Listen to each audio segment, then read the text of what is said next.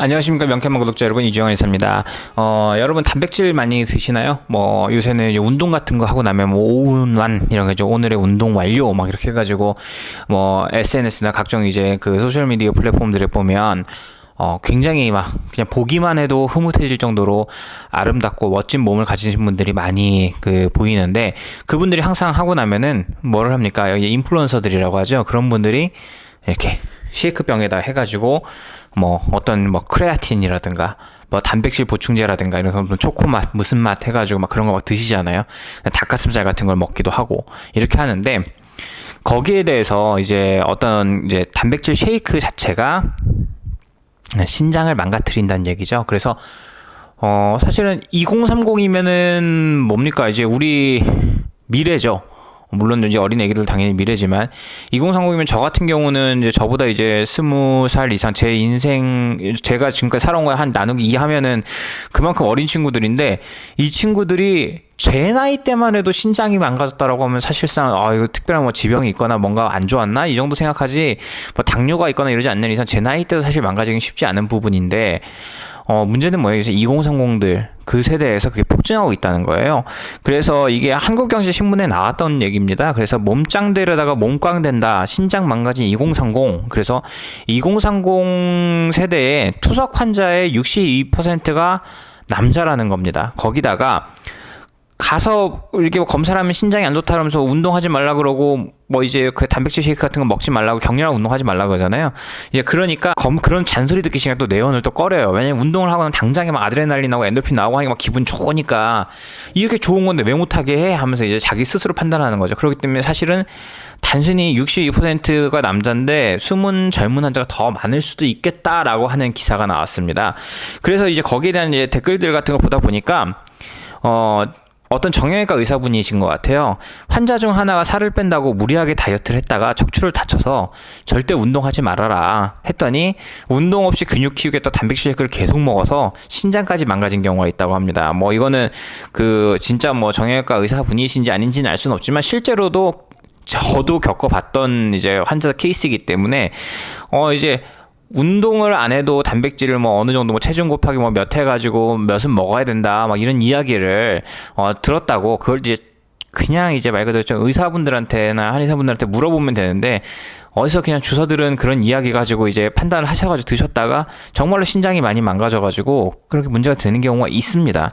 거기다가 어떤 분은 이제 환자분인 것 같아요. 실제로 3개월에 한 번씩 지병으로 대학병원에서 외래 진료를 받는데, 나보고 운동할 때 단백질 쉐이크나 크레아틴 먹냐 그래서 크레아틴 먹다가 끊었어요 하니까 너무 잘했다.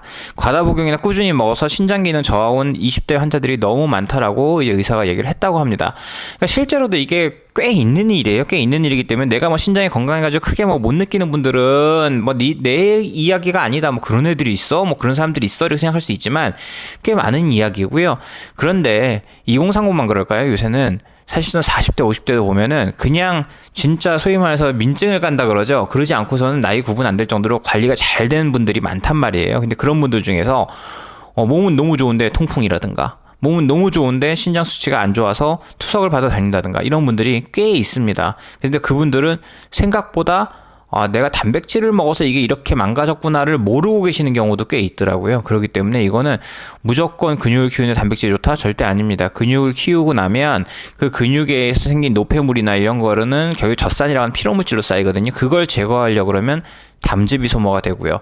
그 담즙을 만들어내는 건 지방입니다. 근데 그 지방 섭취나 이런 걸 철저하게 커트를 하면서 하게 되면 어떻게 돼요?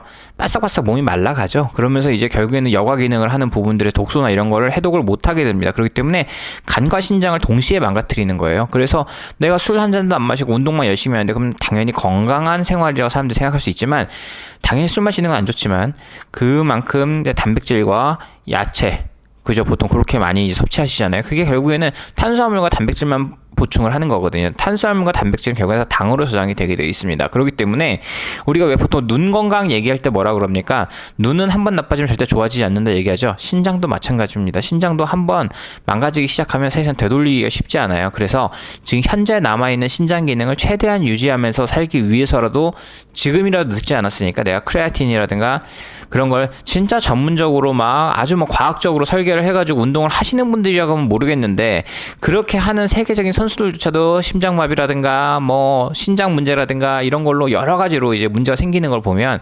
아직까지 그렇게 그 단백질이라고 하면 닭가슴살이나 이런 이제 딱 물건 있는 걸로 해서 먹으면 사람 몸에서는 아 이게 뭐구나라고 생각을 하고 거기에 맞는 소화액을 분비하고 이런 것도 있지만 쉐이크 형태로 들어오면 어때요? 너무 과량이 들어오기도 하고 너무 빠르게 흡수된단 말이에요. 그러는 과정에서 간이나 신장은 반드시 이걸 독성물질로 인식하고 안 좋은 반응을 보일 수가 있습니다. 그렇기 때문에 여러분 꼭 주의하셔야 돼요. 그래서 저는 그 신장이 조금이라도 안 좋다는 소리를 들으면 2030이 있다고 한다면 너무 격렬한 운동, 그 다음에 너무 과도한 영양 섭취를 하는 것보다는 가벼운 운동부터 시작해서 영양은 일상식을 하되 거기서 혈당을 높일 수 있는 당분들 위주의 식사를 제거를 하고요. 좋은 지방을 많이 먹는 쪽으로 바꿔가시는 걸 추천드리겠습니다.